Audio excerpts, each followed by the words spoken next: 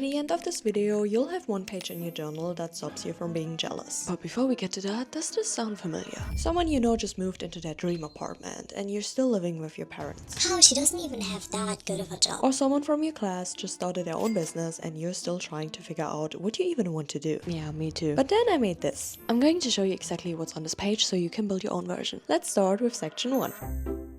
Grab your journal and open a blank double page spread. If you normally write like this, don't do that this time. Divide your page into 4 sections going down and write what I'm jealous of. This is where you need to be really honest. Everything that makes you feel bad when you see other people have it, or when you feel this anger inside of you with why can't this be me? Don't just write their life seems perfect. That's not specific enough. Why does their life seem perfect? Is it because they have a house next to the ocean and when they go to the living room they face the water and you see that on TikTok and think, wow, this is what a perfect life looks like.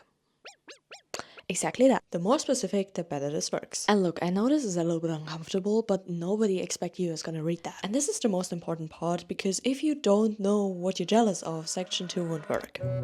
It's getting interesting, guys. By the way, if you need a new journal for this is the one I use. I'll link it below. I made this, by the way, when I was 17. Right at the top, what does this tell me? Because jealousy is actually really useful information when you think about it. You wouldn't be jealous of it, you would hate it, you would think that is disgusting and like, ew, I don't want to have a life like this. It's just showing you what you want that you don't have yet. So for each thing, you're asking yourself, what does this tell me? I'm jealous they have 500k followers. What does that tell me? I want a bigger platform. I want to reach more people. They are so healthy, lucky them.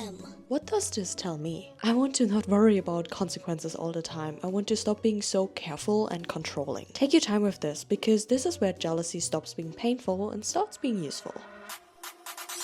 In section 3, right at the top, my version of this. This is where it's getting good. Most of the time, you don't want their exact life. You want your version of it. So we're going to do exactly that. Take everything from section 2 and turn it into your goals. I wrote that I want to reach more people, but what does it actually look like for me? I don't need to have 500k to feel like I'm helping people. I'm actually fine with 100k. So 100k is my version of the goal. See what we're doing? We're not copying their life. We're using their things to figure out what we actually want. But please be aware that you don't fall into this loop. Imagine you hit your goal, but then you see someone with 500k. Are you happy with your 100k now, or are you already thinking, okay, now I need to get 200k? Because that's a trap. You want 200k, then 500k, then a million, and it just never stops. So when you're writing these down, ask yourself, if I had this, would I be happy, or would I just want to have more? The goal is that you build yourself a life where you look at them and think, hey, they have a pretty cool life, but wait, my life is also pretty cool.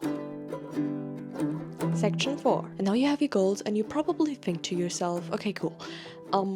It's nice that I have those goals, but like, let me just take a quick break. No sugar cupcake honeymoon, blah, blah, blah. Not today. Okay, that was a little bit weird. Because here's the problem with big goals. They look nice on paper, but they're also kind of paralyzing. Like, how do I even work towards 100k? Right at the top, first step. And for each goal from section 3, you're going to write one action you can do every single day towards it. You probably know my goal already.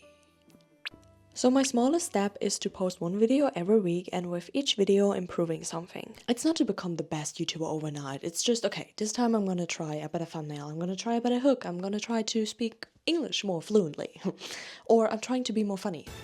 I don't know if my videos are funny. Are they funny? I'm trying to be funny, but I don't know. The goal of this section is to give you our starting point so you don't feel lost. Make it so small that you can't say no and there are no excuses. And if you're sitting here thinking, okay, cool, I have my steps, but how do I actually stick to them without giving up after 3 days? I made a video on that. It involves strawberries and a frog, and I know it sounds a little bit weird, but just trust me. I'll link it below if you're curious. That's how you stop being jealous. Ta-da! Now you have this whole page, and wow, congratulations! Jealousy is actually so boring. It's ugly, it's a complete waste of time and energy. Think about how much effort you put in. You scroll for hours, keep stalking their profile, obsessing over their life, and what if you put just that energy, like all that energy, into your life instead, into building your dream life? I hope this page is gonna help you with that. As you can see, this page is not filled up completely, but it's never done, you know? Come back every single time you feel jealous and fill in the sections. Make it a tool you use over and over, and each time you feel jealous, it becomes less and less powerful because you just redirect it. Remember that you can't build your own life while you're constantly busy Remember that you can't build your life while you're busy studying the life of other people.